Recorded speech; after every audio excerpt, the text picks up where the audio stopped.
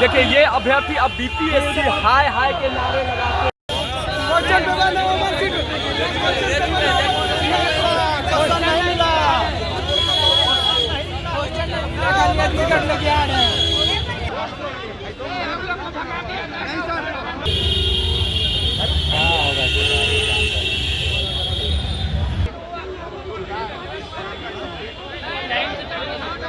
नमस्कार, बहुत बहुत स्वागत है आपका बिहार टाइम्स डिजिटल में। मैं आपके साथ रूपम।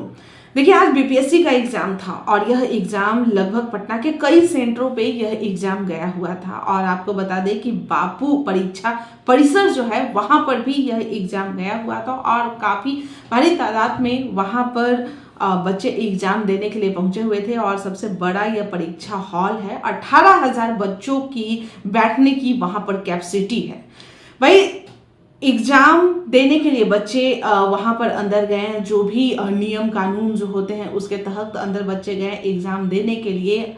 उतने देर तक, जब तक एग्जाम चली तब तक वहां पर काफी शांति का माहौल बना रहा, लेकिन जैसे ही एग्जाम खत्म हुआ, बाहर निकले बच्चे, उसके बाद क्या था, उसके बाद तो पूरा हंगामा चालू हो गया। हंगामा किस लिए चालू हुआ?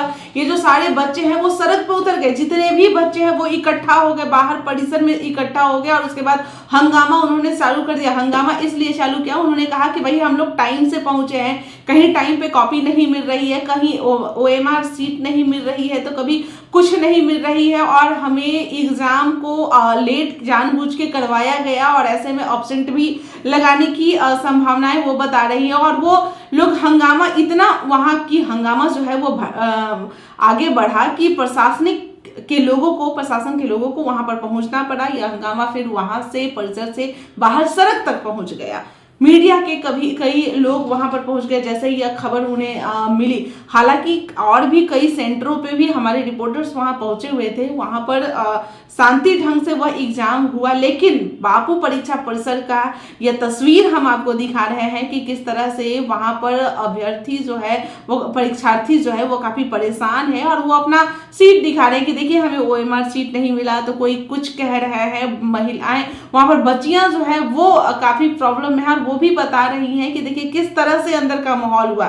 यानी कि आप समझ सकते हैं कि भाई बिहार में परीक्षा के नाम पर मजाक बना दिया गया है। जी हाँ, आयोग अच्छे तरीके से एग्जाम नहीं ले पाती है। अगर एग्जाम कहीं भी गया तो कभी पेपर लीक हो जाता है, तो कभी कुछ हो जाता है और उसके बाद फिर रिजल्ट आता है, तो रिजल्ट के बाद फिर कुछ न कुछ उनके नियम कानून अलग हो जाते हैं। यानी कि एक एग्जाम सही तरीके से बिहार में एग्जाम लिया नहीं जा रहा है। इसको आप क्या कहिएगा, किस दृष्टि से देखिएगा? आए दिन युवाओं को सड़कों पर उतरना पड़ रहा है और जो हमारे ऊपर में जो बैठे हुए हैं वो कुछ इस पे उनका ध्यान ही नहीं है, चाहे उस शीर्ष नेतृत्व में किसी की भी बात कर रहे हैं। आखिर हमारे जो अभी की सरकार है, सरकार की ही हम बात करेंगे, दोष उनका ही देंगे कि आखिर आयोग पे उन्होंने कोई भी कड़ा नियम क्यों नहीं बनाया, कोई भी कमांड उन्होंने क्यों नहीं कसा कि यह मजाक बनकर रह गया है।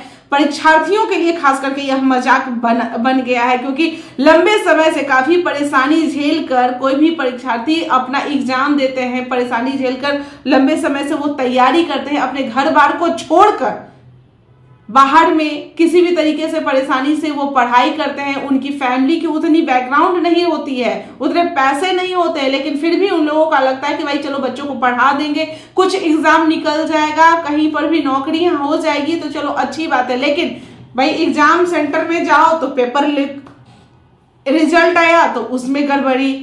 तो ये बच्चे ना बार बार सड़कों पर ही जा रहे हैं, बार बार अपनी हक की बात करते हैं, आंदोलन की बात करते हैं और जब आंदोलन करने के लिए उतरेंगे तो मार के पैर हाथ तोड़ देंगे।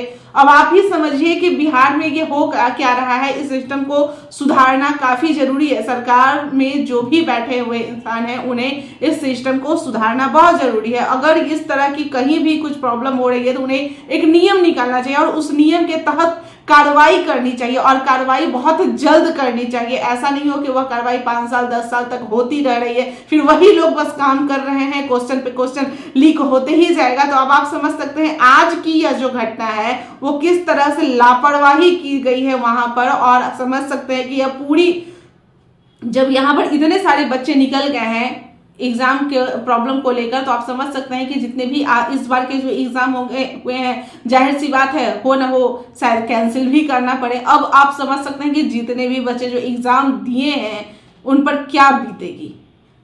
आप कमेंट्स बॉक्स में कमेंट्स जरूर कीजिए, आपके जो भी सवाल है उस सवाल को भी आप कमेंट्स कीजिए। हम इस सवाल को वहां तक पहुंचाने की कोशिश करेंगे और पूछने का भी प्रयास करेंगे। बने रहे बिहार टाइम्स डिजिटल के साथ। धन्यवाद।